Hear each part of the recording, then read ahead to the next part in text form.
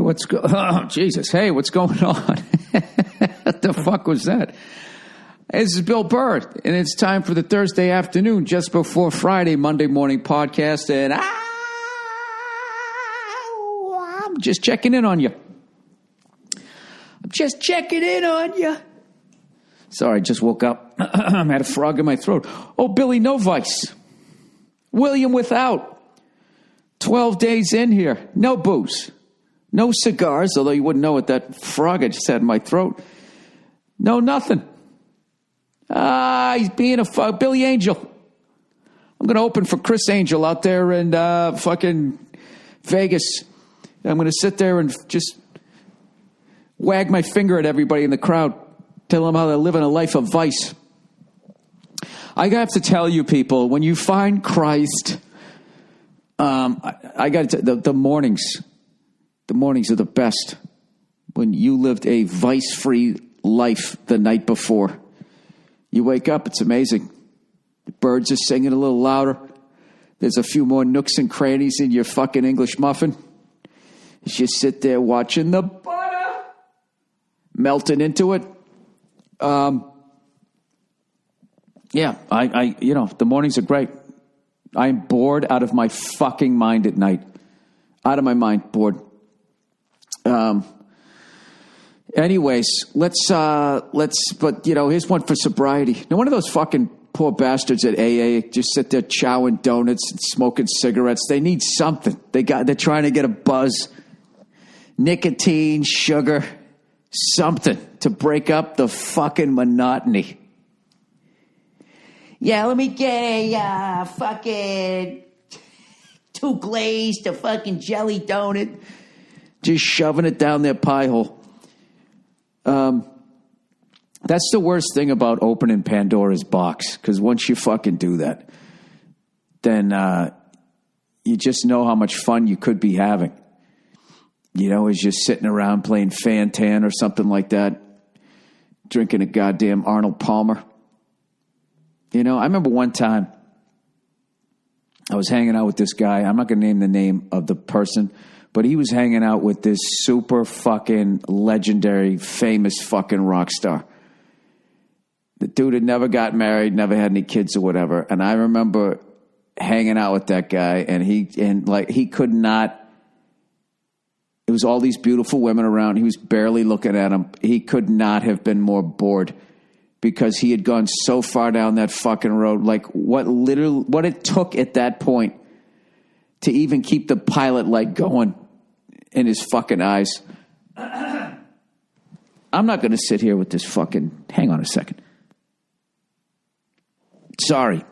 I had to clear my throat there. Why the fuck did I hit stop instead of pause? Now I got to edit those two things together. You know what it is? It's when you're living as clean as I am, the toxins through years of abuse start to come to the surface and your body is ridding them, cleansing them. Anyways, yeah, so this guy, he was just like, there wasn't any woman in there that could turn his fucking head. There wasn't a joke that could make him smile. This guy, he went too far. He went too far down the hole. He got pulled out, and now he's just sitting there, just fucking bored. How the fuck, once you participate in like an orgy and you're the only male participant, I just don't understand, like, where, what the fuck does that guy do? Hey, you want to go to brunch? Hey, let's go to a game. Let's go to this arena that you sold out and had an orgy in, and let's go watch other people fucking chase a puck. You want to go do that? There's like nothing you could suggest to this guy. He'd have to, you know what? That guy, like his next fucking move to get his adrenaline going would probably be do that Red Bull jump where you're just falling from outer space.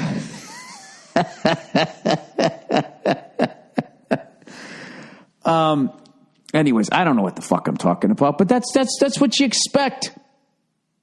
That's what you expect out. That's what I expect out of this podcast. And that's what's wrong with America. Americans podcasting with absolutely no expectations on how well the show's going to go. All right, let's talk Yankees, Red Sox. Oh, it's heating up again. The Red Sox raped the Yankees 14-1 on Monday. Or what was it, Monday? I'm sorry, Tuesday. All right. I remember when I was a kid, they'd be like, they should save these runs for tomorrow. Like you can save runs. And then yesterday, our starting pitcher, Price, he got hurt or something, so our pitching was shit yesterday, and the Yankees ended up winning, which is fine. There's like 9 million games left, but I think it was really stupid of the Red Sox to get into a fight with them. That fight was good for the Yankees because they're not as good a team. They got bats, but they don't have pitching. And pitching is always going to win come October. You don't need to get involved in that stupid shit. And we did. So now they're all fucking excited. You don't do that. You know, the guy wants to slide like that. I mean, up until last year, that was legal. Who gives a shit? Who gives a shit? Just strike the guy out. Have him sit down with his big fucking stupid face. I hate baseball players in this stupid fighting where everybody comes out and piles on each other. And nobody does the you're lucky you're holding me back better than fucking baseball players. Maybe basketball players. I don't know. That's stupid after the fight, and there's like two guys holding you back, and then you still have to do that stupid charge. You know you're not going to get there. It's over. Button your shirt and go to the showers. But anyways, we were getting killed, and we still it was almost like the Yankees couldn't score enough runs. So we have bats and we have pitching. We're in a great position. Why would we get involved in that tomfoolery? I mean, this is sober Bill talking. Oh, you know what's so stupid is in the middle of the fight, you just hear this guy go, Yankees suck, Yankees suck. Red Sox fan, can we retire that stupid chant already? It's like fucking Manchurian Candidate level. Like the second anything happens, you got to start chanting that. Not that Yankee fans are innocent with that stupid 1918 forever, and then when that chant was over, then they switched it to Boston sucks, which is the worst chant ever. I don't know. There's so much of it that it just makes me want to hit mute. The Sweet Caroline, the Yankees suck chant, all of that stuff. It says to me that people do not think for themselves, and that fucking mob mentality. I don't like the Yankees, but we've beat them. The movie is over. It's over. Roll credits. We won the World Series. They are now reduced to going, hey, remember what we did last century? Remember that? I mean, that's what they've been reduced to. Why would you make them actually feel that they hold some sort of position by continuing to chant Yankees suck? They don't suck. They're a good fucking team, and I love the way that they've built from their farm team and then added that big free agent from Miami or Florida or fucking Tuscaloosa, whatever the fuck they call themselves now. Okeechobee, the Okeechobee Marlins. I like what they've done. They don't suck, and I think that Aaron Boone's going to be a great manager. And I look forward to the competition between both teams. And who gives a fuck? Either we win or they win or somebody else wins. Who gives a shit? Just enjoy the fucking game. Don't go there and be a fucking mouth breather. For the love of God, will you sit down when they play that stupid Sweet Caroline? How many fucking times can you do it? Bum, bum, bum. The fucking Yankee fans sit there singing fucking YMCA. You know what? I shouldn't go this hard. You know, it's for the kids. It's tradition. It's what brings people together. I don't know. I thought the Yankees did pretty good before they had to sing that fucking song during the seventh inning. And the stupid grounds crew doing the little twirly twirl. Oh, my God, I'm such a cunt today. Anyways, I'm sure Dan Shaughnessy is very excited that it's heated up again, and he can actually write about the sport that he knows about and ignore the Bruins playoff run. Why do I always pick on Dan Shaughnessy? I don't hate that guy. I just like picking on him. Because I will never forgive that fucking guy for after 2004 when we won, and then 2005 we were in first place in September, and we got a bunch of injuries which clearly affected the team. And then the $200 million Yankees, I believe, ended up coming and passing us. And Shaughnessy's like, is the curse back? I was like, right there, you're not a Red Sox fan. You're just not. You're a guy making money off of misery. You're your own little corporation, profiting off of war in a sports sense. Jesus, Bill, you went big there. Yes, I did. And I'll do it again. Anyways, the Bruins playoff run starts tonight. And I have a lot of nerve giving Shaughnessy shit, considering I maybe watched 4 games this year, now that I got the little one. And we're playing the Toronto Maple Leafs. And those poor bastards are going to have to fucking endure the highlight reel of what happened the last time we played them. And just know that I was at that fucking game. I actually, something? It's funny. I feel like Maple Leaf fans hate the Bruins. And I don't hate the Maple Leafs. I actually like the Maple Leafs. I hate the Canadians. That's it. And a couple of knee breakers on the Penguins. Other than that. And not even that the Penguins have knee breakers. It's just that they then turn around and complain when somebody gets a little rough on the other team. They were attacking Sydney. They bug me. That's it. Other than that, I don't have a problem with anybody. I'm looking forward to a wonderful 7-game series. We'll see how it goes. But comes on at 4 o'clock here. I'm balancing my entire fucking schedule. Is that it? Is that how I say it? My entire fucking schedule is going to be based around that. My daughter takes a nap from 3 to 5, so I figure I'll get to watch the first period. And then I'll probably be fucked. Who's kidding who? I'm actually flying tomorrow. I'm flying out to Charlotte for the Rough and Rowdy fight. I'm going to be commentating, watching regular peoples, Americans on Americans fighting. There's going to be over 40 fights. And I'm feeling that this is going to be like when I did the Joe Rogan, Doug Stanhope, End of the Universe podcast on election night. That's the vibe that I feel like is going to be going on. So I'm just going to be trying to get in as many jokes as I can. It's already entertaining while getting out of the way of the action. I've never done any shit like this. I remember when I was a kid, my mother thought I should be a sports commentator. I don't think she pictured me starting my career at an event like this. But I'm looking forward to it. I really am. And it's a $15 pay-per-view, unless you wait till the day of. So today's the last day where you can get it for like $15.99. And after that, it goes up to $19.99. But if you're a college kid, a couple, 2, 3 of your friends throw in like $5.50 each. Get yourself a Domino's pizza and whatever else you want to do. As Mike Golick would say, an adult beverage, and enjoy the fights. Anyways, plowing ahead here. I've started my workout, my serious workout regimen to somehow stave off the fact that I'm turning 50 in fucking June. The big 5-0. You fucking old. Your fucking balls hang down to the floor. I actually feel fortunate to have made it this long, considering a bunch of my friends did not, and then also the direction we seem to be going here. Why are we bombing Syria? Why are we going to do this? How much further into this fucking Middle East shit are we going to go?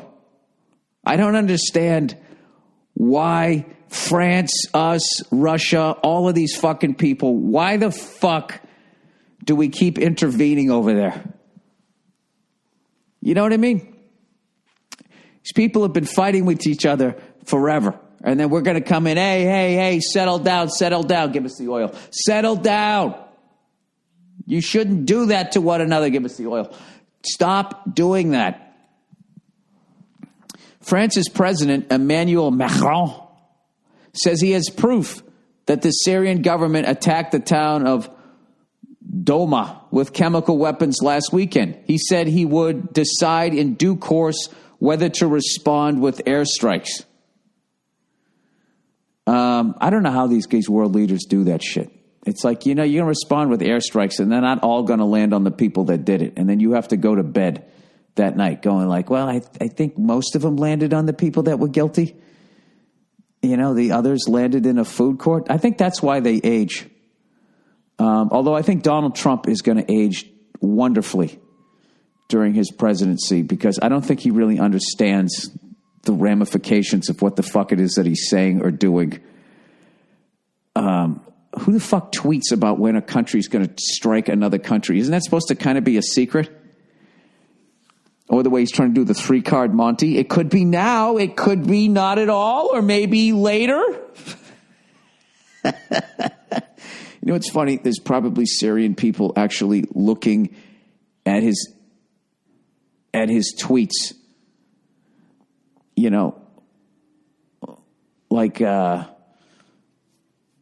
Like looking at it like they found clues. Sorry, I just got this fucking email. The goddamn fucking state of Wisconsin just hit me with this huge goddamn tax bill. I was like, how the fuck do I owe you guys all that goddamn money? Yeah, I know why they hit me with that shit. I know why, because we're spending money in this country and a bunch of other shit. So then I come down there and they fucking pull the pants down. They give old Freckles a good spanking before I leave the state. That's like a new thing, all of these scams. Do you know in Pittsburgh they had an entertainment tax for a while? If you were an entertainer, if you spun plates and you went to Pittsburgh, they taxed you for entertaining people. Literally doing your job. When I was in St. Louis one time, I was in a hotel, and I actually took the time to look at the bill, and the city of St. Louis, or the state of Missouri, charged me, what the fuck did they call it? An occupation tax on the room. They taxed me for occupying the room. They're just shaking like fucking $20, $30 out of your pocket. We'll take that. Thank you for coming here. Did you get a chance to visit the fucking Ozarks? I don't know. I'll tell you, it's all a goddamn scam. What am I going to do? Am I going to take on a whole fucking state? Michael Moore would do it. All right. The Penguins, Jesus Christ. What they win? 18-0 against the fucking Flyers. I didn't get to watch any of the hockey last night. I was editing season 3 of F is for Family. I think I'm going to tell you right now, and I can say this with total confidence, this is without a doubt our best season. It's a noticeable jump between the first and second seasons. And I can't wait for you guys to see it. But it's animation, so I'm going to be like Donald Trump. You could be seeing these episodes soon, or maybe later. Possibly not at all, or maybe they're on right now.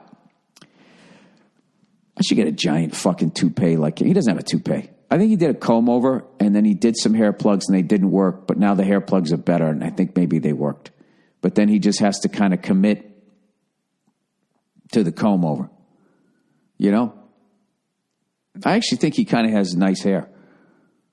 You know, the way he gets dyed all golden. When it goes orange, it's bad. But when he has like the golden sort of fucking Stray Cats haircut, you know, we're gonna bomb this town, bomb it inside out. I think it's a good look. I could see him with like an upright bass. I'm gonna get one of those fucking.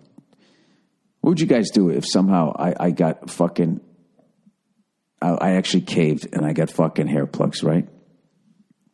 And I had a giant red Stray Cats fucking hairdo out of nowhere. No, not out of nowhere. You would notice it, like pictures of me after shows going, what's going on with the top of Burr's head? And I refuse to, like when someone's slowly transitioning, there's that thing of like, wow, that's an interesting outfit. And then people start, are you trans? And then finally they'd say, yeah, you know what, I am. I would do what Bruce Jenner did, except to my hair. All right? But what if I never fucking addressed it? What if I never went on and talked to Diane Sawyer, you know, and just sat there going, I was the story. I was the story. What if I never did that and refused to ever address my new coif of fucking hair? And I tried to I erased all my podcast, any fucking evidence of me ever admitting that I went bald. And I would just say that I would just refuse to, you know, like Turkey, when they refused to say, yeah, that never happened. If you say it happened, you're going to jail. How much would I be getting heckled if I came out with a fucking Ric Flair haircut? Oh, fuck. You know something? I was talking about MotoGP and the, what was it, the Argentina Grand Prix? Is that where it was? What a fucking race that was. I haven't watched racing enough to even understand what the fuck happened. And I was dealing with my kids, and all of a sudden the race starts, and there was like one person in the front row, nobody in like 30 rows back or something like that, and then a bunch of people in the back. Marc Marquez had stalled his bike, so according to the rules, he had to leave and go restart it or something, and he was riding around in circles, refusing to fucking leave. So then he ended up, this race starts, and he gets penalized or penalized, depending on what part of the country you're from. He got penalized. He goes to the back of the race, and this fucking guy just he was like, I swear to God, he was like 40 seconds ahead of everybody. He was going to win the race going away. It was one of those tracks where it was still wet or whatever, and he was just riding way faster than everybody else. I don't know how. And they said, hey, buddy, you've got to go to the back of the... This is so stupid. I don't even know what I'm talking about. You got to go to the back of the race. So they sent him all the way to the back. He goes to the pits first, and then they sent him to the back of the race because he fucking ran over this guy. You know, he basically went to go past somebody. He's bumping them out of the way like they're in cars, except they're on motorcycles. Then he would wave like, sorry about that, and continue on. And like, hey, buddy, you got to go to the back of the fucking race, right? First time I think that he bumped into somebody, they made him sit there in the pits. I don't remember. They penalized this guy so many fucking times. Long story short, he went from first place all the way to last. So now he's blowing by everybody. And he gets up to Valentino Rossi, who's basically the Wayne Gretzky, the Lewis Hamilton, the fucking person you're not supposed to touch or fuck with. And he's trying to get around him. And Valentino Rossi's like, fuck you. You're not getting around me. And rather than waiting for a straightaway, he tried to pass him on a turn, and he just fucking slammed into him. And Valentino got pushed to the outside, and he had control of the bike, but then he went on the grass, and he wiped out. He fell off his bike, and Marquez turns around and waves like, sorry about that, right? Valentino gets up. He's Italian. He goes, right? And then he fucking picks his bike up. Now he's riding. Now all the Valentino Rossi fans are like, what the fuck is with this guy? Marquez gets penalized again, I believe. And so at the end of the fucking race, Marquez walks down with somebody else to Valentino's pit area, whatever they call it. The pageant. I forget what they call it. It begins with a P. And Valentino's like, oh my God, I am like so not talking to you. The mechanic or the chief fucking stewardess down there or something. He's yelling at Marquez, and Marquez ends up walking away. And then Valentino Rossi said he wasn't man enough to come down by himself. He came down with somebody else, blah, blah, blah, blah, blah. And I'm sitting there agreeing with Valentino Rossi. And then all of a sudden, everybody starts sending all these fucking highlights from like 3 years earlier when Rossi basically donkey kicked Marc Marquez off his fucking bike or out of the goddamn race or something like that. So it just seemed like Lewis Hamilton behavior, where it's like, it's okay if I do it, but if you do it, you're a fucking asshole, and now I'm going to have a hissy fit about it. So I think I like Marc Marquez better. You know, I respect Rossi. the little I know about the sport, being the legend that he is. But I like Marquez. Fuck it. If he did that to you years earlier, yeah, pass him at a turn. Knock him off his bike and give him a wave. Who gives a shit? I'm telling you guys, you're missing out on this. All of this took place in like 25 laps. You can watch a race in like 40 minutes, and you can watch this unbelievable fucking sport. I can't even tell you how sold I am on MotoGP. Just to let you know, there's MotoGP 2 and 3, and they're all going to get recorded, and there's going to be like 5 recordings of them, and there's a chance your recorder's going to shut off, which is what would have happened to me. I would have missed the end of the fucking race, but fortunately I got to watch it live. I don't understand. Trying to tape one of those races is practically impossible, so I have to make sure I don't lose the one here. The MotoGP of the Americas is what they call it. Why don't they say Argentina? They say Italy. Why can't we say USA? What are we embarrassed? The Americas? Where is it? Canada? Mexico? Falkland Islands? Anyways, check it out if you get a chance. Usually this is the time when I actually do a read or something, and I don't have any advertising. You know what I mean? I'm like that Real Housewife on the Real Housewives that just trashes too many fucking people. And then, just doesn't have any friends anymore. That's where the advertising is slowly going. Okay, on this podcast. And now that I've cleaned up my act as far as my, offstage behavior, I am now going to clean up this podcast in an effort to try to get my advertising back. I am not going to have any sort of opinions. Look, can I just stop right now and just talk about how amazing and strong women are, and how whatever. Look at your girlfriend or wife right now, and just look at whatever she's doing, and just realize how strong she is, and really just take time in your day to understand how amazing women are, and how right they are, and how they do nothing wrong whatsoever, ever. And if they do something wrong, just know that it's because of something that you did.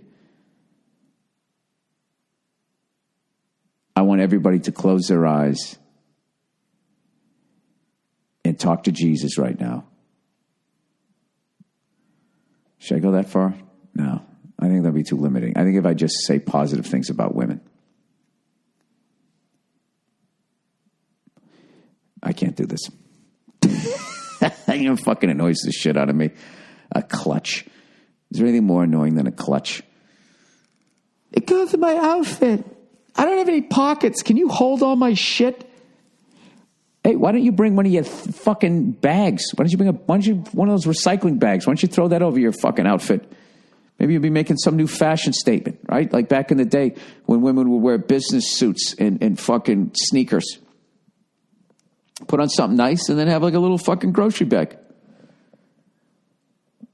And stick all your shit in there. You giant fucking cell phone.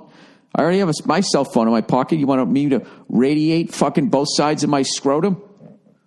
I mean, not to mention my taint. Do you have any sort of consideration for me whatsoever? Am I just a fucking pack mule? Why don't you get a smaller phone? You're going to walk around with a clutch. I say you go back to a flip phone. That's what I say. That's my big controversial fucking take on this Thursday. Playoff hockey tonight, everybody.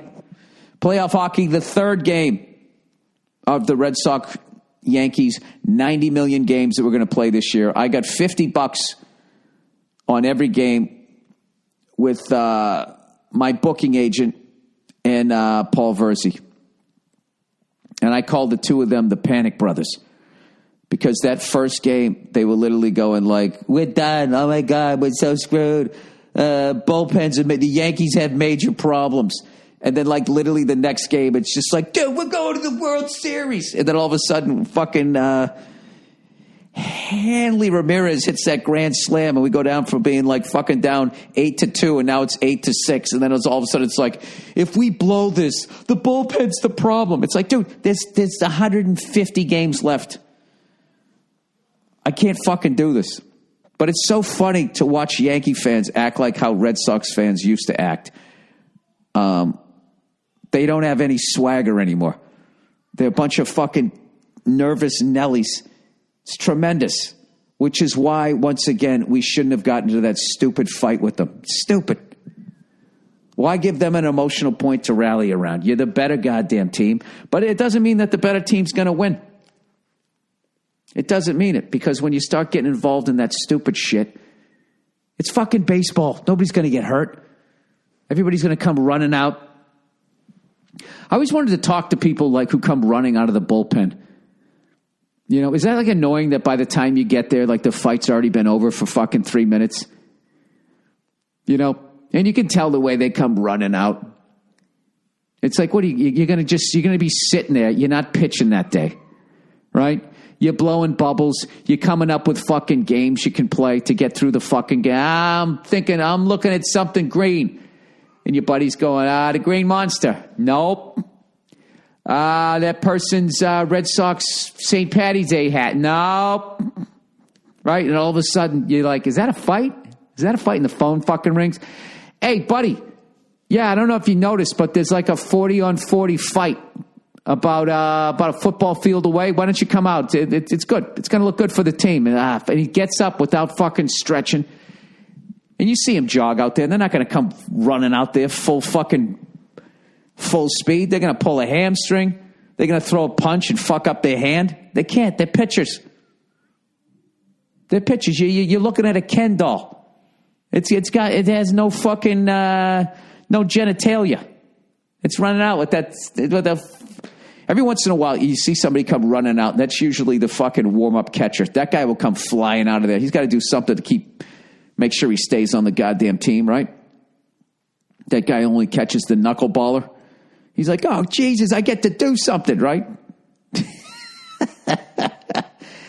Anyways, Rough and Rowdy, Charlotte, North Carolina, in the house that Ric Flair built. I cannot fucking wait, and I am actually going out to buy a little haberdash for the fucking... I'm going all out for this thing. And it's going to be a great fucking time. All right? It's going to be as great as every woman on the planet is. They're just great people, every single one of them. None of them needs to do any sort of self-examination. Anything that they're doing, it's because of the man that's in their life, or maybe a man who isn't even in their life. Maybe a man that they've never even met before is the reason for their behavior. That's it, everybody. Have a great weekend and go fuck yourselves, you cunts. And I will talk to you on Monday. I look forward to high-level competition tonight between the Boston Red Sox and the New York Yankees. All right? See ya.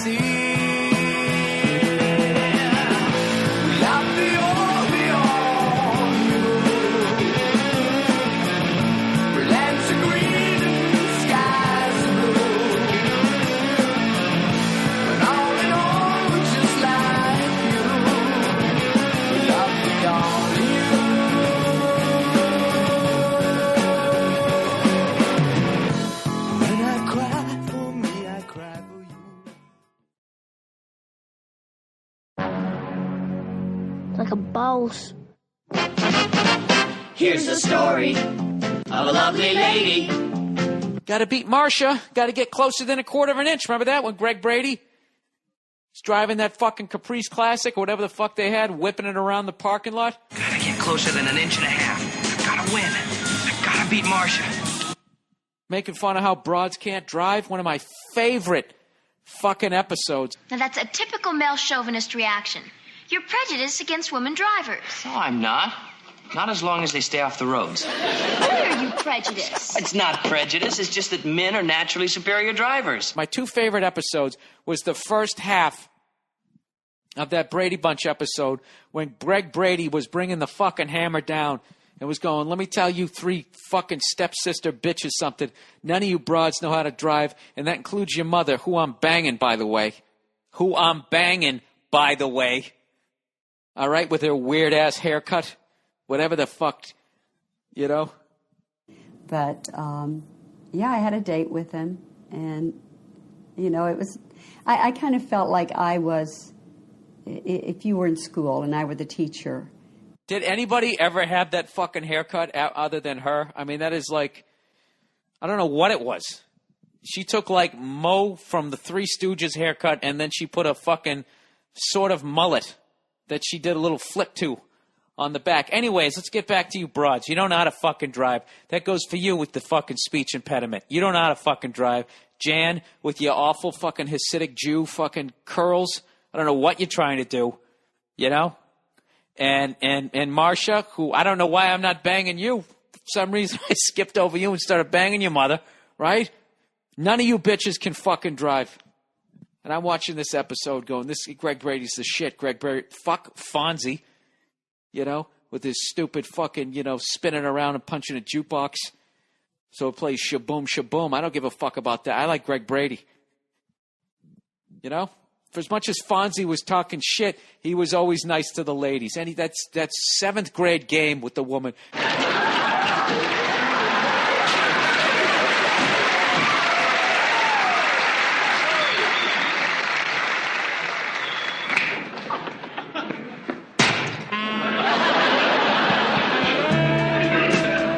Greg Brady, that's how Greg ended up fucking their mom, because he didn't give a shit. He didn't give a fuck.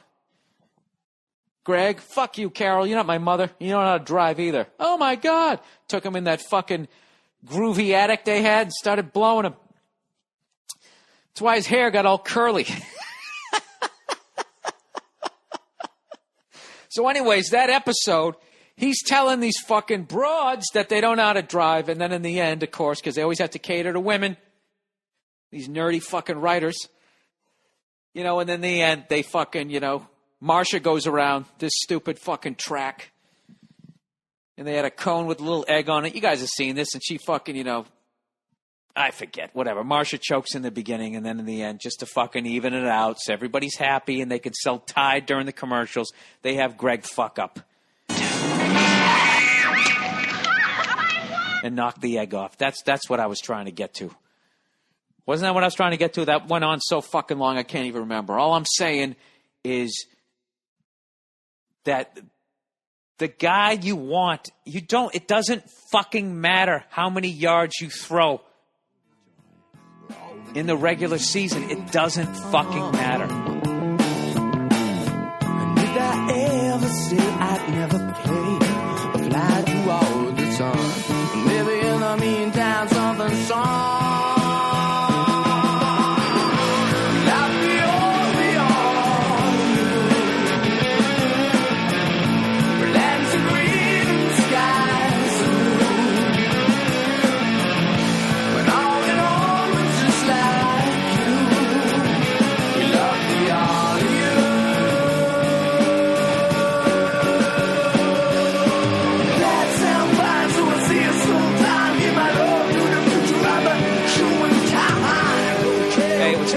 It's Bill Burr, and it's the Monday Morning Podcast for Monday, April 12th, 2010. And I'm actually just putting this up here right now to let you guys know that I'm not doing a podcast this week.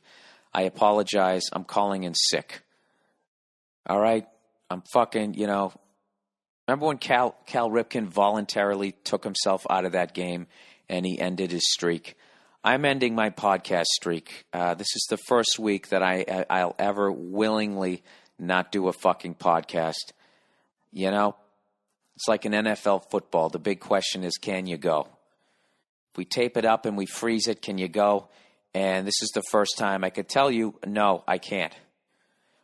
I can't go this week, everybody. I apologize. So we're going to have a substitute this week. I'm going to pass the mic. No, I'm fucking with you. I really should have had someone stand in. I'm spent. All right? I'm back to drinking. I'm disgusted with myself. I was in Atlanta this week. I didn't drink Wednesday. And I didn't drink Thursday. And then Friday was coming along. And I was tired. Now my buddy was opening for me. And I had a couple of drinks. I had 2 beers. Then I switched to water, which is a great thing, and it usually makes me stop. But the thing was, is I left the Punchline in Atlanta. That's where I was at. I was at the Punchline, and I walked across the street to this Club 290.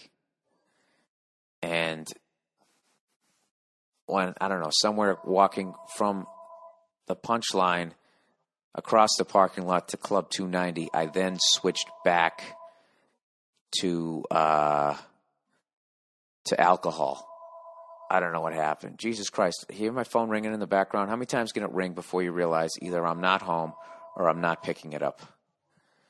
It's probably some fucking telemarketer. Oh, Jesus. There you go. Person finally quit. So anyway, I walk over there and people are drinking, so I had a couple more Budweisers, and then the fucking bartender over there. If you guys live in the Atlanta area, and I feel really bad telling you this, all right? Because it's such a cool fucking thing that I don't want it to get ruined and become anything touristy. You know, I can't even remember what the name of the thing was. Just go in there. There's a bartender named Tommy, and just ask him if he can spin the wheel. All right? This guy out of nowhere says to me and Paul Verzi, who's opening up for me, who fucking killed all weekend. He just pulls out this drum head, and it's got an arrow, and it has a bunch of shit written all around the rim of the drum head. And he goes, spin the arrow, and you'd spin it. And I was so drunk, I don't even know what I got. And Paul spun it first. He got something. The guy goes, okay, you got this. Then he has me spin it. And he goes, all right, you got this. And then he walks over and he picks up this, I don't know what it is. You know, like that thing like that they put like Jaeger in? You know when you do, like they have Jaeger on tap, you know those things? He basically picked up something like that had a door on the front of it, and he just puts it on top of his head, and he's just staring at us. And all of a sudden, he opens the door, and he has this dumb, cross-eyed look on his face, and he starts singing / rapping, I don't know what. And it doesn't even sound like English, and at the end of every sentence, it kind of fucking rhymes. And right as you start to figure out what he's saying, he stops, makes a weird face, and slams the door right in his face. It's the most fucked up thing. When he first did it, I was like all defensive, like, is this guy going to make me look like a fucking asshole? And then right as I caught on that he was just acting like an idiot, he slammed the door on himself. And it was the best fucking laugh I've had in like 3 months. I can't even imitate what he did. And that was just for Paul. So now he's standing. He just slammed the door, this fucking thing right in his own face, this little door. And now he's just standing there looking at me, but he's not looking at me because he's got this fucking thing on his head, and I know I'm next. And all of a sudden he opens the door again. He's got that same dumb look on his face. And he said, Bill Burr, I can't even fucking do what he was doing. And me and Paul at this point are like pounding the bar, fucking dying laughing. And you didn't want it to end, and all of a sudden he just stops with this fucked up look on his face, and he slams the door in his face again. Club 290, the guy's name's Tommy. Just hang out there. I'm telling you, out of all the fucking weird shit I've seen in bars with people doing tricks with matchbooks, people telling you jokes and everything, was the most unique fucking thing I've ever seen in my life. And it's called the Club 290. Just go in there. Whatever, that's it. The next night I was going to bring actually my video camera and videotape it and put it up on YouTube, but I didn't want to because YouTube ruins everything. Because everything then becomes mainstream and it can't be, it was just this cool underground thing. So what I did to keep it underground was not videotape it and then fucking talk about it on my podcast. What an asshole. So anyway, so I went hard that night and I stayed out till like 4 a.m. and we ended up driving out of there and Verzi's going, come on, hey, is anything open? I want to get something to eat. I'm like, dude, I'm not eating this fucking late.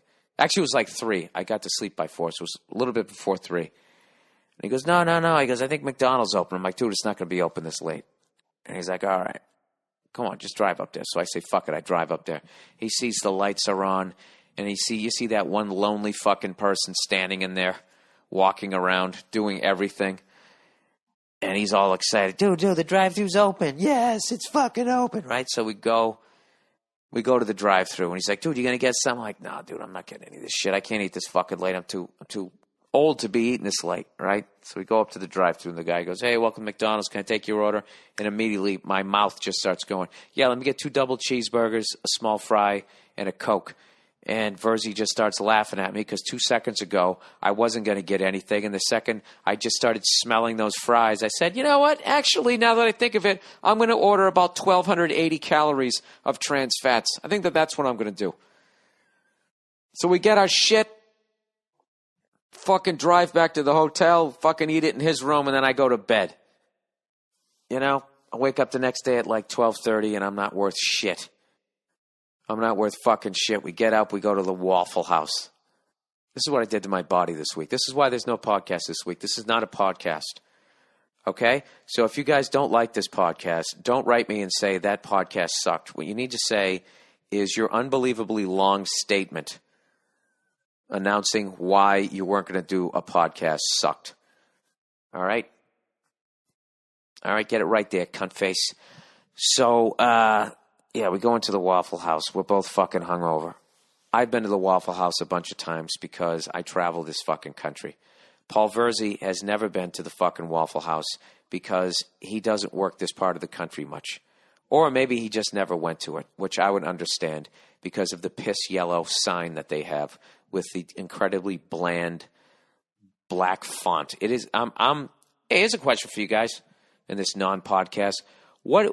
When you guys look at like fast food, don't you know what, like some signs are like appealing and they make you want to eat the food or at the very least try it? We having an earthquake? Or is that just wind? Been having a lot of earthquakes lately. I thought it was one of those little ones. Every once in a while I get one of those little ones out here. And it just feels like, you know, if your eyes are closed at night and you get one of those, you feel like if you opened your eyes, there'd be some guy standing at the end of your bed just shaking it. Like, I'm going to fucking kill you. Anyway, so we go, Jesus Christ, I got nothing. This is not a podcast, everybody. I can't even fucking think right now. I had a muffin, a bag of M&Ms, a water, and some sort of chicken wrap. All airport fucking food. I've destroyed my body. I think at least 2 of my organs have shut down at this point. I'm going to go with 1 kidney and, let's see, the pancreas? No, that's the fucking grand central of the organs, isn't it?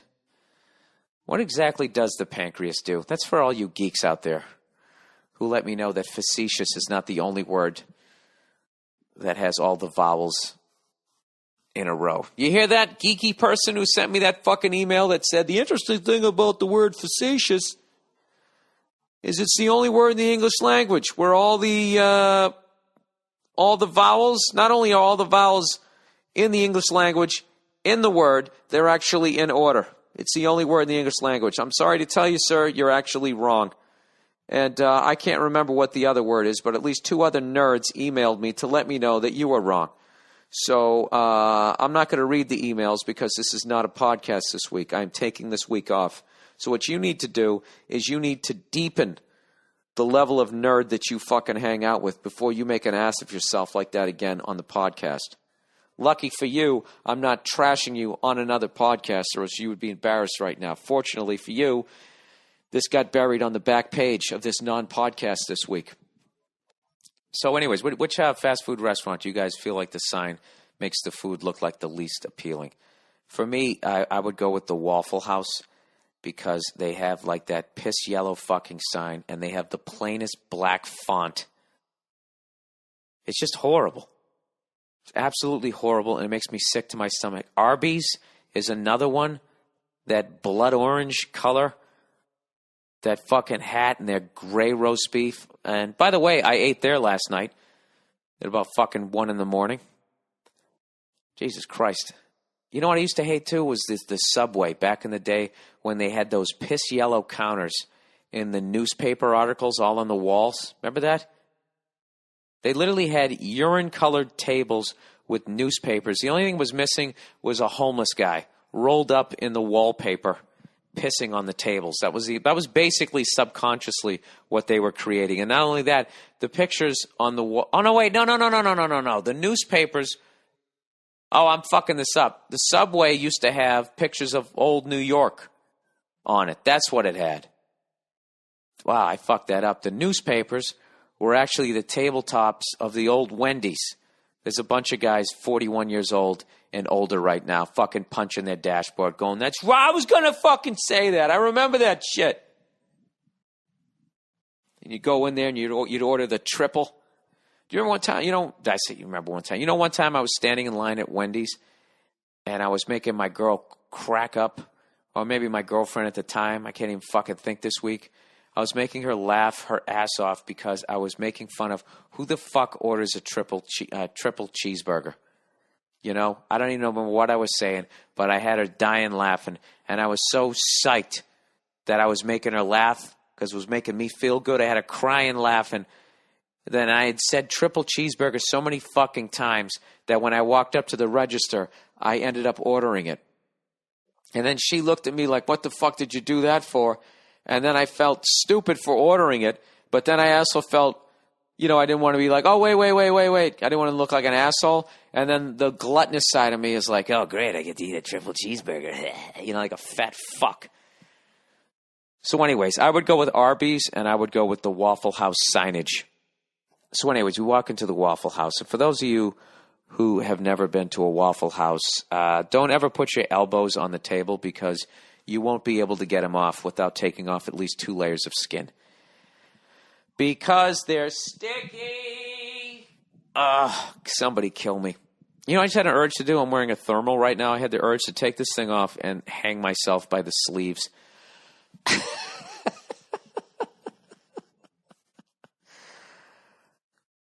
I got nothing. I got absolutely nothing this week. This statement is it's just going to be a long statement. So anyways, we walk into the fucking Waffle House.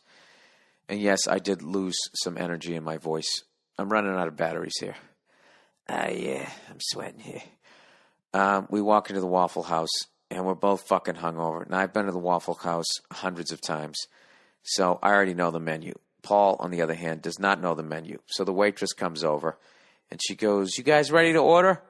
And I'm like, yeah, actually, I'm ready to order. So Verzi goes into a fucking panic. And it's a big, overwhelming fucking menu. They have like 98 different kinds of hash browns, smothered, covered, fucking shit on, or whatever the fuck you're supposed to say there. That he just, I order what I order, and then he didn't know what the fuck to do. He's just looking at the pictures, pancakes, toast, eggs, and he finally just goes, yeah, do you have, what did he order? He ordered Eggs Benedict at a fucking Waffle House.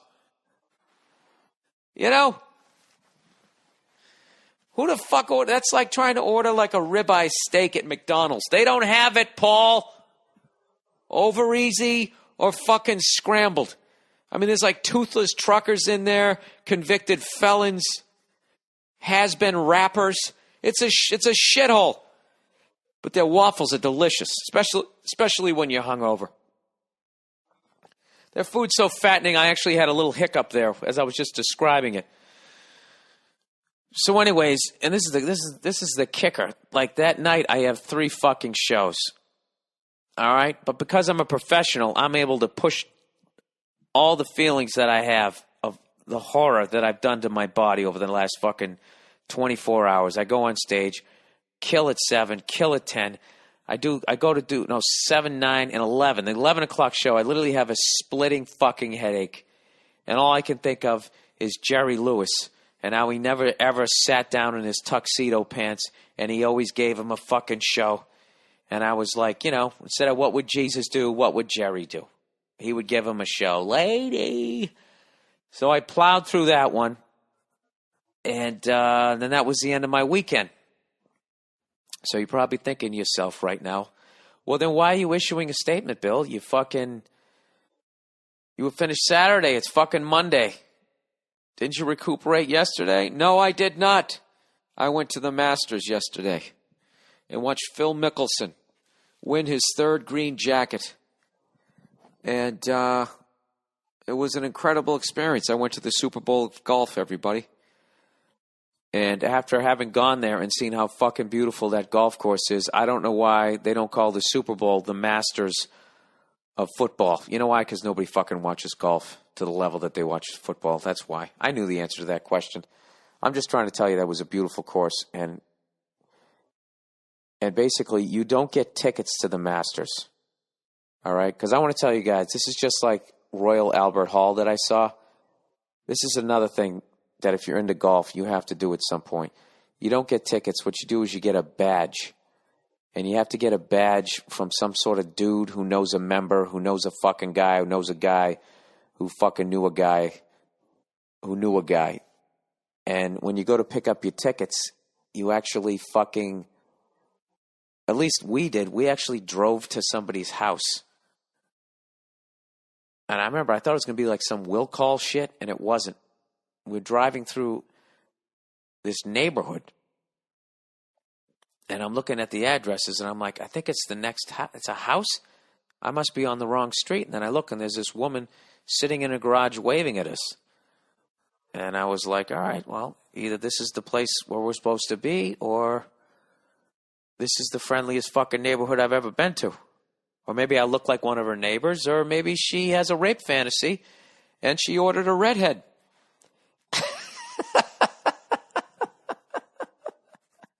Because you know how many redhead gigolos are out there, everybody.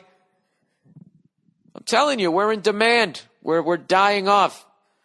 We're like the white rhinos of fucking human beings. People are trying to bang us before we disappear. I mean, think about it. Think about the dodo bird. Think about if you actually stuck your dick in a dodo bird. You'd trump every story in a bar. I fucked something that doesn't exist anymore. What are you, a necrophiliac? No, you fucking asshole. I fucked a dodo bird. Anyways, now right there, I would have complained. If that was on a regular podcast, I would have complained about that last bit there. But fortunately, this is not a podcast. I'm just issuing a statement that I do not have the energy to fucking do this week.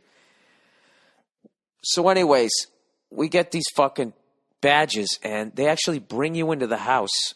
We sit in this library, and I'm sitting there, and this woman is debriefing me about these badges. Okay? I'm already freaked out about going to the Masters because there's a level of whiteness and a level of education that even intimidates me as white as I am. Now, if aesthetically, AESTHETICALLY,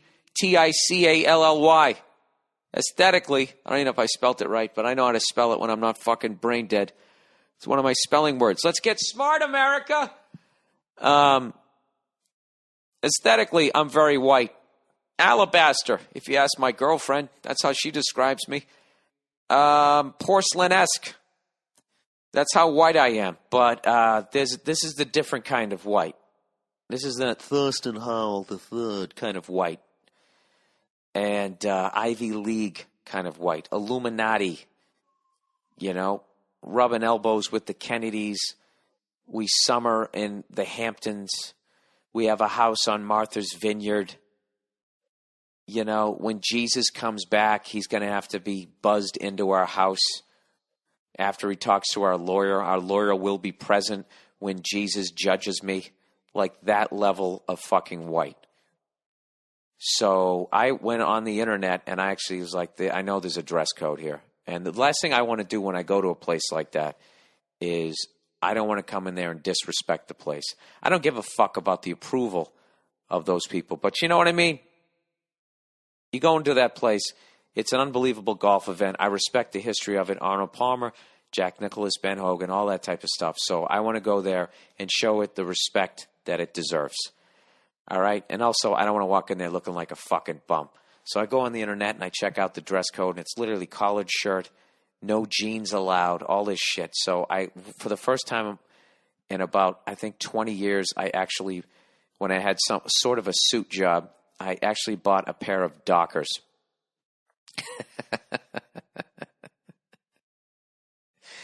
Dockers, everybody. At least I went with the black ones. I did not buy khaki. I refuse to ever wear khaki. There's only 2 people in the world wear khaki. Animal experts and date rapists. All right? I'm not wearing khaki. So I bought a pair of black Dockers. And I had this blue, like, Nike golf shirt. And then I had the Tiger Woods Nike hat, the black one with the red V. Why am I acting like I'm walking the red carpet for my movie Date Night that came out last weekend, which is a huge fucking hit, everybody? I'm so fucking psyched. Date Night was a huge hit. It made a ton of fucking money. And if you went out and saw it, I want to say thank you, because I hope it's such a huge hit that they make a fucking sequel. And maybe I'll be able to reprise my role as Detective Walsh. You know? Maybe I'll turn bad in the second one, like fucking Kehoe in Another 48 Hours. Remember that? I'll grow one of those walrus mustaches. I don't give a shit. It's the first movie I've really booked ever in my career. I'm averaging one every 18 years. If I can go on a run with this thing, I'll be psyched.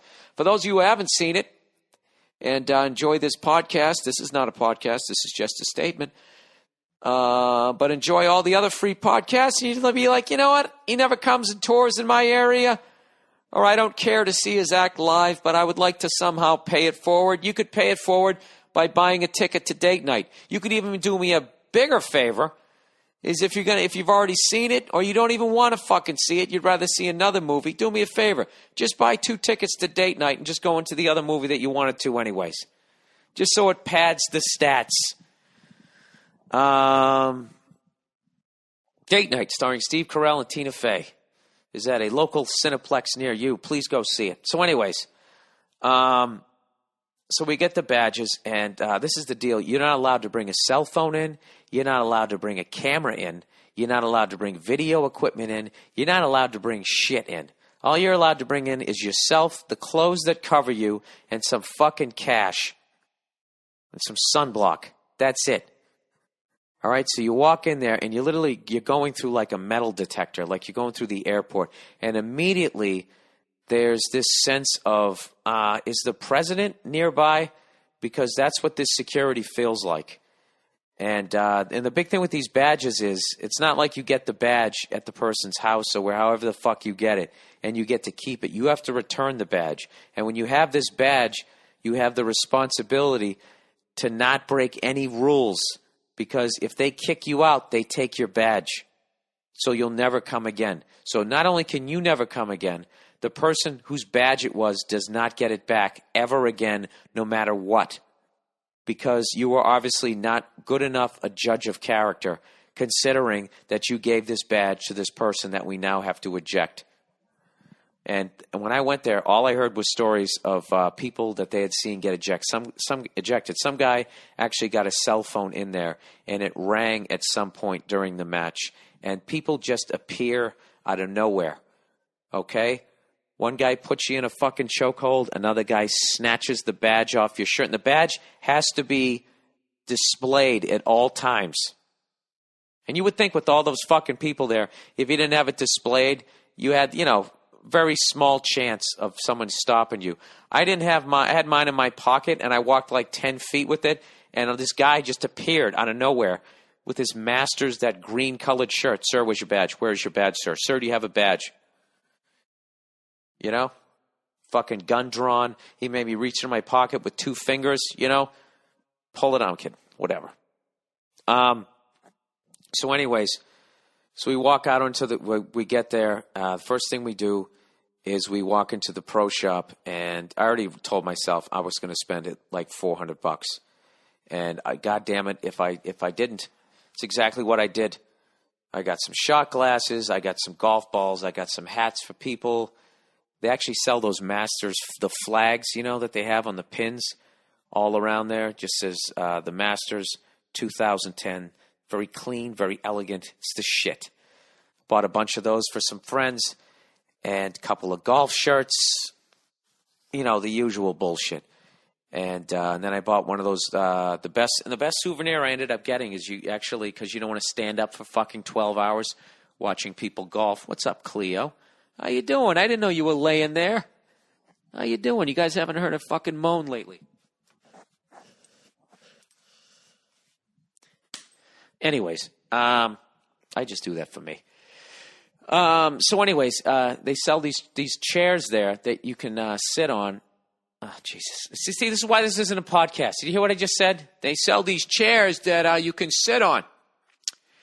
Is that what you do with a chair, Bill? And they actually end up being one of the most coveted souvenirs, because when you go to get on the plane the next day, you see everybody got them slung over their shoulders. The way they fold up, it looks like you're carrying like a yoga mat, except it weighs like fucking 20 pounds. So anyways, let's cut to the chase here, because I got to finish this statement early. I went out onto the golf course, and those of you who are big fans of golf and you watch the Masters every year, you got to go there, because when you go and you see the clubhouse, you can't go in it, but when you see it and you just start walking the course, this is what I suggest. Get there at like 8 in the morning and start at 18 and just walk the course backwards all the way to the front. I didn't do that because I had too much shit that I bought.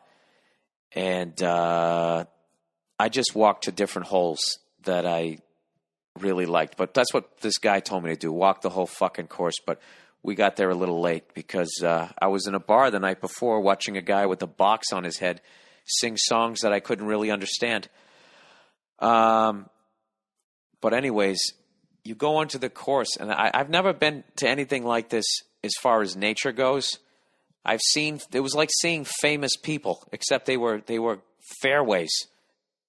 Like I walked up and around, so when I came to 18, I was in between where you tee off and looking down the fairway. You know when someone's just bringing it home and is going to win the Masters? There's a roadway where you walk across, and I looked right down that fairway. And I don't know, it's one of those fucking things where you just like, this really exists. You know, it isn't. This is real. And then you go over to hole number 12. I got the little pamphlet here. They got all the holes are named. The 12th hole, what the fuck do they call it? They have like the Golden Bell is the name. This is how white this is. You guys want to hear the names of the holes? Now, usually when I talk about holes on the podcast, it's a lot more crass than this. Hole number 1 is called Tea Olive. All right, that's not too. Hole number 2 is called Pink Dogwood. Tell me there isn't a porno to be made with some of these names. Flowering Peach. It's the 3rd hole. These are all mildly sexual, aren't they? Flowery Crab Apple. Oh, that's the one where, like, if you're into watching guys fuck old women. This is really just going to get disgusting. 5th hole is Magnolia. You get the point. Juniper is the 6th. Pampas, I don't know what the fuck. Yellow Jasmine. But whatever. They got all these flowers and everything's in bloom, and it's unbelievable. It's unbelievable. You just walk around looking at all these famous holes. Like, I couldn't believe, when I was coming up onto 12 to see that little bridge there on whatever the fuck they call it, the Pink Petunia, Golden Bell. It's just unbelievable when you see it. It's literally iconic. The same feeling I got when I saw Big Ben in London. How fucking awesome is my life this past month? When I saw Big Ben, you just stare at it. You can't believe it. It's just something you've seen your whole life, and now you're standing there looking at it. And I'm telling you, the fucking urge. This is the thing about it. There was so many things. You can't talk to the golfers. Like if Tiger hits something, hit the ball, hit something. His wife. If Tiger hit the fucking ball, you could literally go like, as he came walking up to the ball, you'd be like, come on, Tiger. You could say something like that, maybe. But that's it. After you hit the ball, you couldn't be like, you're the man, Tiger. Tiger, I love you. That's it. Someone would appear out of nowhere, chloroform rag right over your fucking nose. Somebody else yanks off your fucking badge, and that's it.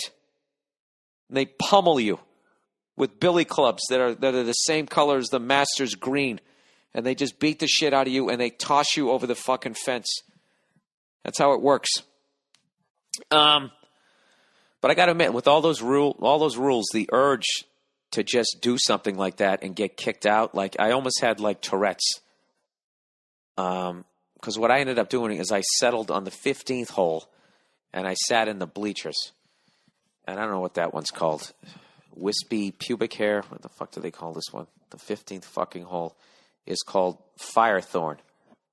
And it had this, so this is basically what we did. We realized that there were so many fucking people there. And we had our chairs that we had to lug around and $400 worth of shit in his bag. I wasn't going to walk 18 holes and just follow Tiger around. I didn't want to do that because there's too many fucking people. And there's people camped out around where they tee off, and they're camped out around the green. So what you can basically do is run down the fucking fairway if you can get there, knowing that all the golfers have a point A to point B once just to keep play moving. You, on the other hand, have specific areas where you can cross over fairways and that type of shit. And if you don't, they destroy you and they take your badge. So we just said, fuck it. We're going to go to 15. We're going to sit there. We can watch them hit their second shot. It's a par 5, and we look over our shoulder. We can't see them tee off on 16, but we can see the result of their shot. And we sat there in the bleachers, and knowing that we had a good 2.5 hours to wait until they came. I think it was actually 3 hours. So we just sat there. And you would think it would be boring as hell, and it wasn't. You're just shooting the shit with other people, older people who've gone to the Masters since like the early 70s, late 70s. One guy from like 1952, I didn't get a chance to talk to them, but they talk about, Nicholas winning in 86 and all this shit. It was, if you're a sports fan, it was fucking incredible. And meanwhile, all we're doing is we're sitting waiting for the beer taps to be turned on. And this is how secretive this fucking place is no one had any idea when they get turned on. Somebody up in the clubhouse, in the inner fucking catacombs of the clubhouse, gives everybody the go-ahead to turn on the beer taps. And they can't even tell you when. I don't know, maybe 12:30, maybe 1, we're not sure. And they don't have any advertising, so it just says domestic beer, regular beer. The whole fucking thing is just like, look, we're in control. All right? You want an import? This is import. You want a domestic? This is domestic. What kind is it? I can't disclose that. I'm not allowed to tell you. When are you turning the beer on? We're not allowed to tell you, sir. Why are you being hostile? So we're just sitting there, and there's a couple turtles outside the fucking pond there, and we start gambling on the turtles. Which one's going to go in the fucking water first? Then they turn on the beer, and we start getting shit-faced. And we're waiting for the first fucking golfers to come. And then it's just like the Indy 500. You just bet on golfers. It's like the most elegant track you've ever been to, and you just wait, and they're coming through 2 at a time. Ernie Els, Kenny Perry's coming through. Fucking Sergio Valente, whatever his fucking name is. And they're just right in front of you. It's the shit, and you're just sitting there getting hammered, betting on golfers and fucking turtles. That's what I did all day, sitting in the sun. Fucking saw 2 holes in one, or at least the results of them. I heard him hit the green. No, it hits the green, and I hear the crowd go crazy. And I look over, and I see it roll in the cup, and everybody goes fucking nuts. I lost $100 on the first one and won $100 on the next one, so I was even. And I got to admit, dude, when you sit there, and all of a sudden you look, and you know Tiger's coming next because you got like the whole list of golfers. It's fucking unreal. And you see him come over the hill. All right? Like a fucking... What do those deer hunters say? 15-horned fucking deer, man. 20-pointer coming over the hill. And I got it in my sights, man. I'm going to shoot it right in the fucking head. That was what it's like. Tiger comes over the damn hill. You just see him. You can't even see him. He's so far away. You see a black guy who looks like a black guy who's actually mostly fucking Asian or whatever the hell he is. I don't know what the hell he is. You see some tan dude beyond the tan that a white guy can get coming over the hill with a red shirt and the fucking black pants on. You're like, that's fucking Tiger Woods. And a hush just falls over the entire hole. Like there's like 3,000 people sitting there and it's dead quiet. And you just see that ball fucking just flying. I saw him eagle the fucking hole. I saw him eagle it. I saw Kim, the Korean dude, eagle it. I think I saw, was it Ernie Els? That was another thing that kind of sucked. It was kind of hard to tell if it was their second or third. You just knew with guys like Kim and Tiger Woods, the way they drove, that it was their second shot. Anyways, whatever. It was fucking awesome. And Phil Mickelson came in last because he was on the leaderboard. And once he went past us, I ran off the bleachers, went down, and he's the only guy I watched tee off.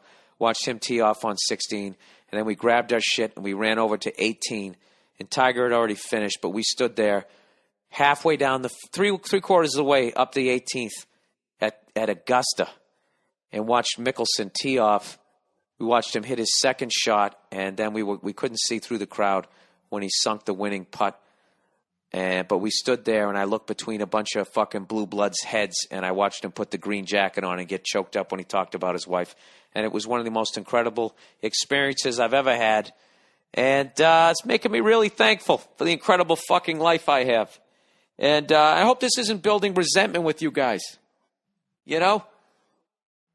If you just lay off drinking for a little bit, you know, you could buy one of those badges. Buy a stinking badge and go next year. Just do one thing. Do one fucking thing. You know, I don't fucking know. I don't know what I'm saying. This is just my statement that I'm not doing a podcast this week. I'm not fucking doing it. But no, you can go there. It's cost me $600. I know that's a lot of fucking money. I know it is. But think how much money you blow each weekend in a bar. All right? Figure out what you blow each weekend in a bar. Here's a good way to do it. Here's a nice, healthy way. And just go on the wagon for a while. And then just take the money that you would have spent on booze, you put it into your Augusta fund. You know? And just fucking drive there. Do a fucking road trip. Get yourself a pair of Dockers and a golf shirt. All right? Have them nice and pressed and clean. Drive like a goddamn maniac. Both you and your buddy, even if you live in Seattle. Trade off. Drive all the fuck way down there.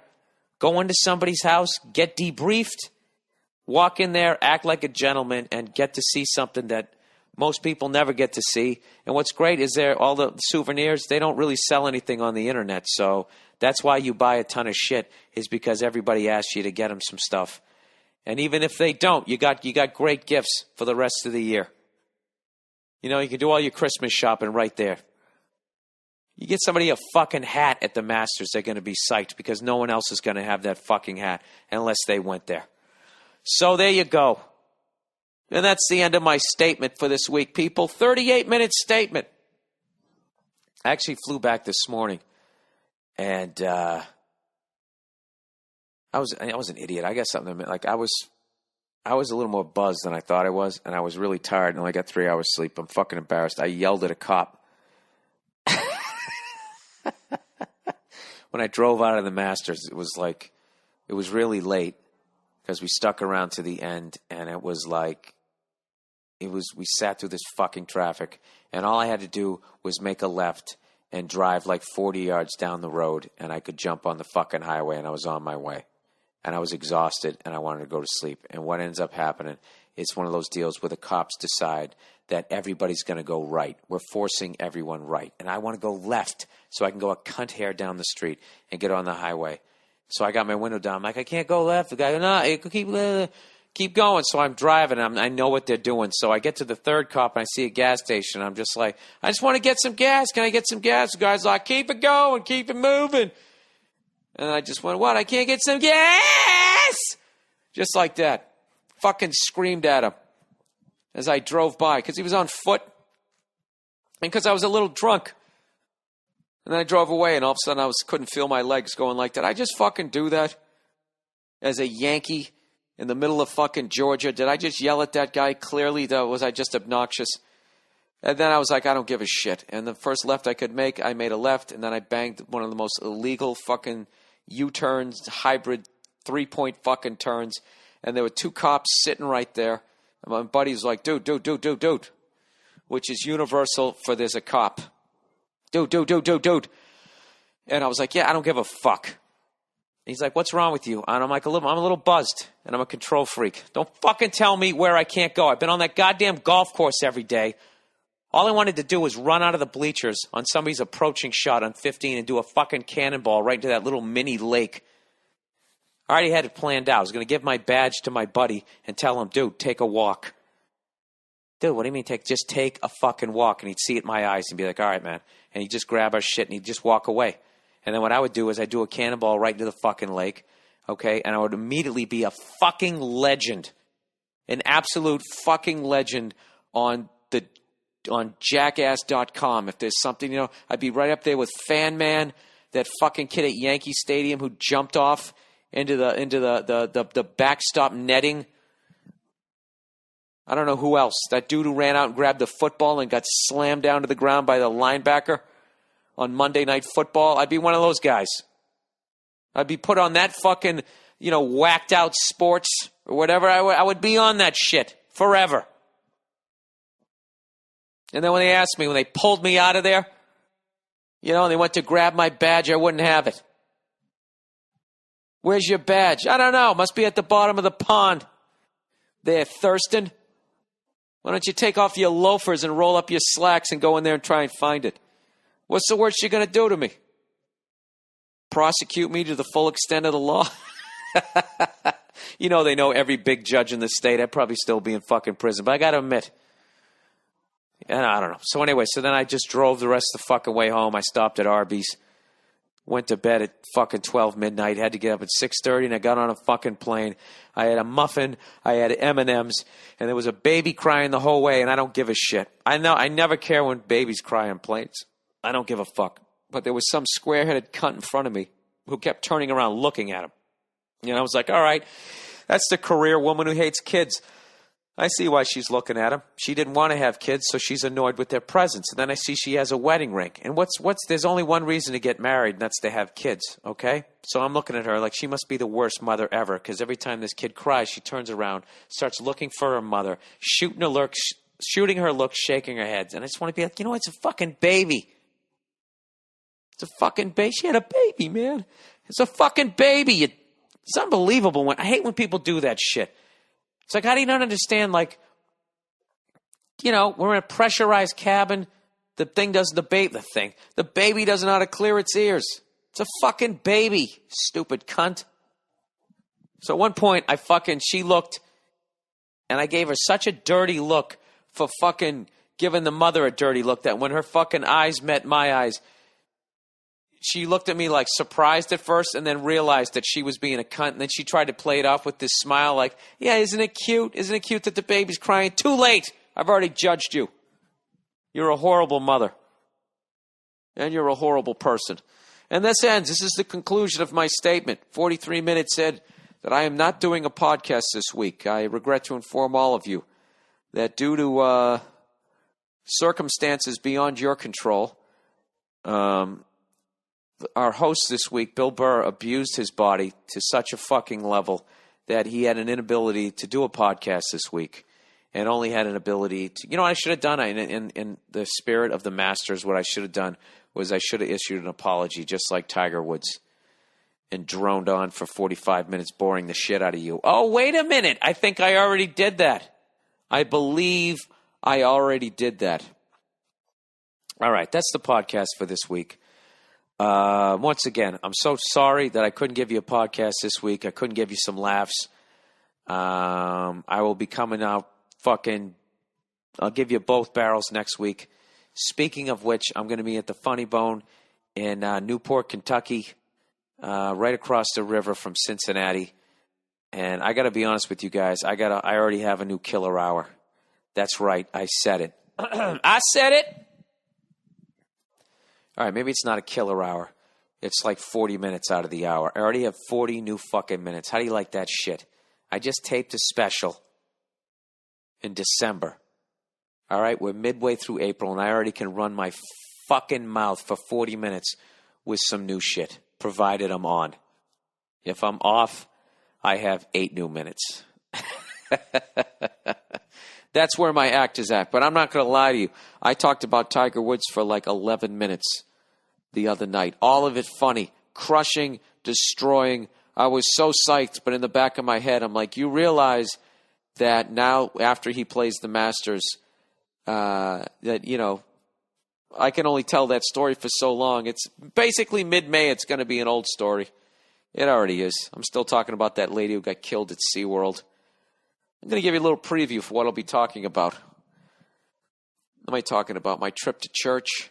I went again, by the way. Went again on Easter. I went on Easter Sunday. You know, my girlfriend's mom wanted to go to church. She didn't want to go by herself. So I said, all right, I'll go with you. We all went. A little happy family. I went there, sat there, bored, shitless. It was extra packed. Took forever to eat that piece of cardboard at the end of it, or whatever other offensive thing you want me to say. I don't know. I literally am like sitting here. I'm laying here right now, and I'm like, my eyes are squinting.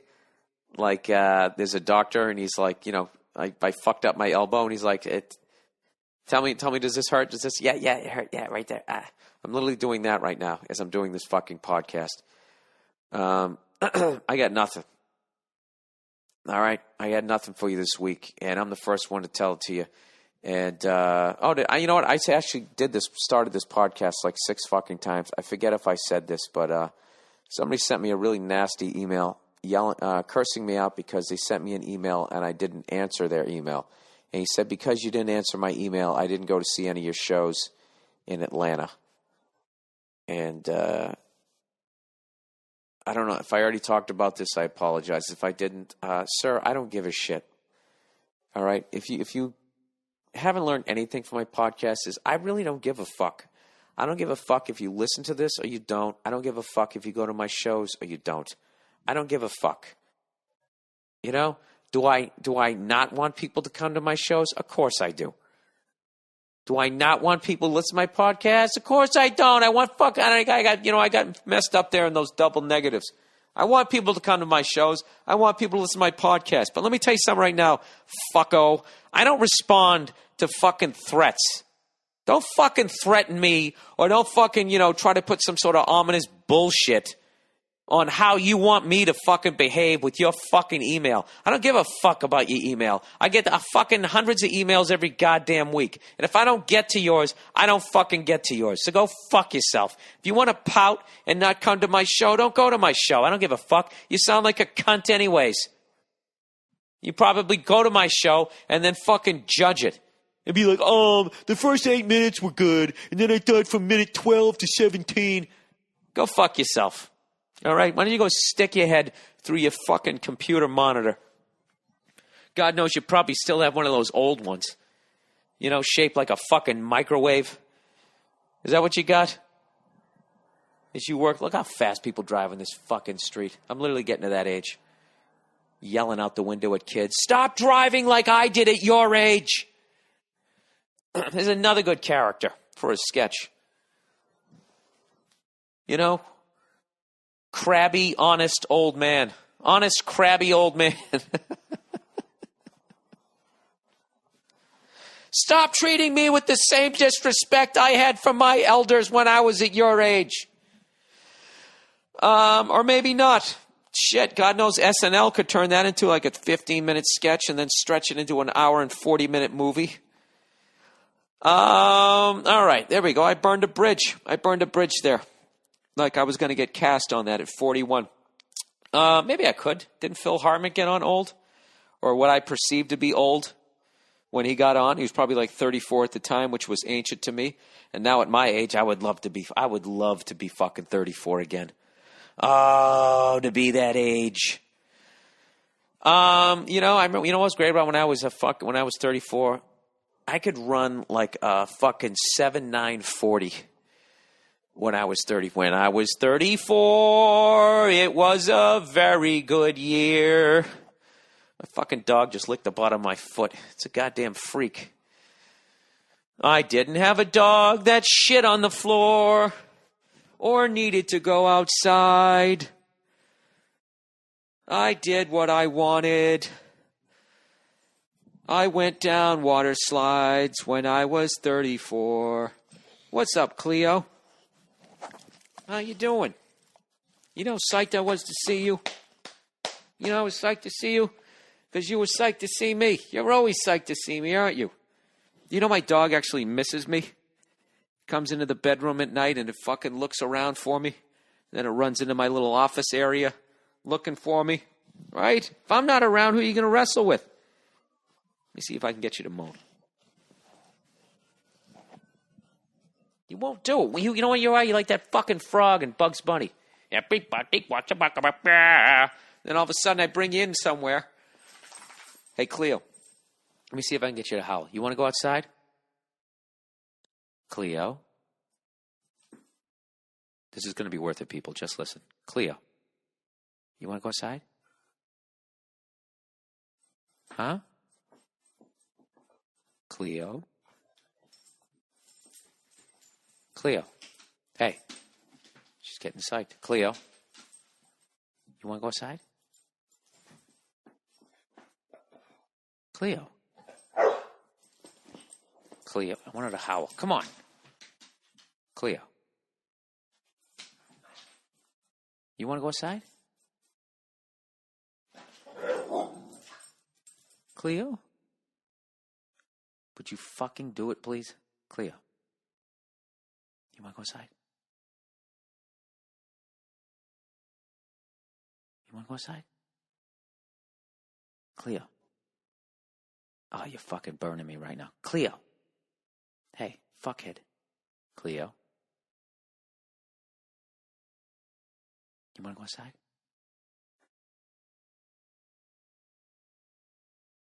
Cleo. You know what? Go fuck yourself. Jesus Christ, what was that, 3 minutes? You blew it. Cleo. Why won't you howl for these people? And in conclusion, there is no podcast this week. I regret to inform you. Don't come over now. Don't come over now. You want some food? You want to go outside? Cleo. I'm going to give you one more temp. Cleo, you want to go outside?